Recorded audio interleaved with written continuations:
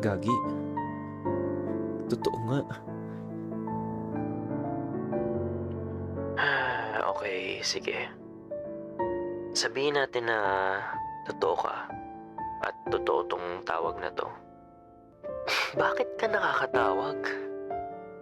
Hindi ko rin alam kung bakit at nagtataka rin ako kung paanong nangyari ito.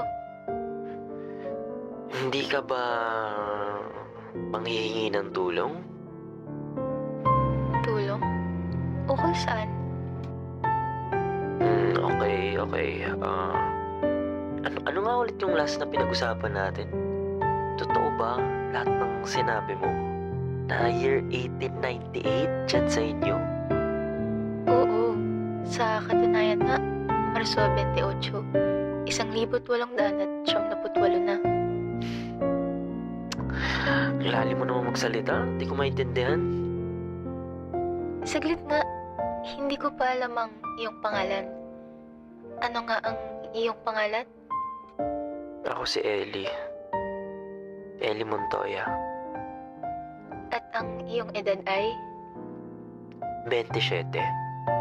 Ikaw ba, Celeste? 25. Di naman pala nagkakalayo. Ano naman ang iyong pinagkakitaan?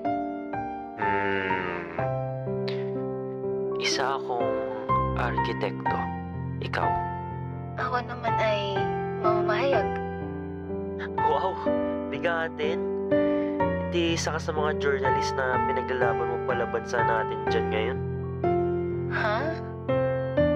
Ay, wala. Pasensya ka na pala kanina. Nasigawan kita. Baka kasi scam ka eh. Pero teka.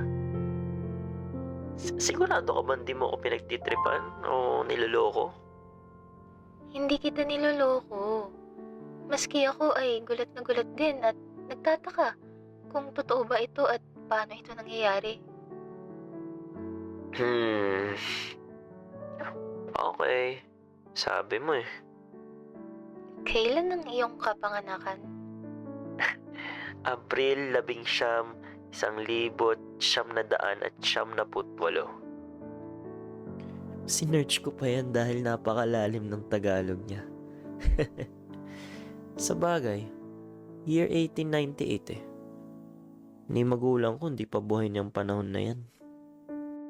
Ako naman ay Enero 11, 1878.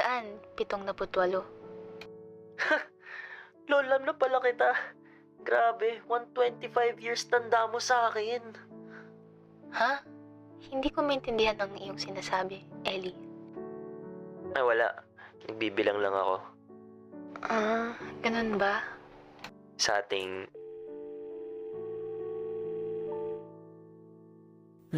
Namatay ulit yung call. Saglit akong nag-isip at naisip buksan ang laptop ko para mag-conduct ng research. Baka naman kaluluwa ni Celeste ang nanghihingi ng tulong. Kakaiba ng multo ngayon sa tawag na humihingi ng tulong. Nag-try ako mag-search ng Celeste Navarro. Pero walang lumalabas na result. Celeste Navarro. Meron man akong nahahanap, ay malamang di connected sa kanya. Kasi yung year ay malapit sa taon na 2025. Celeste Navarro. Wala. Celeste Navarro, journalist. Journalist, 1898.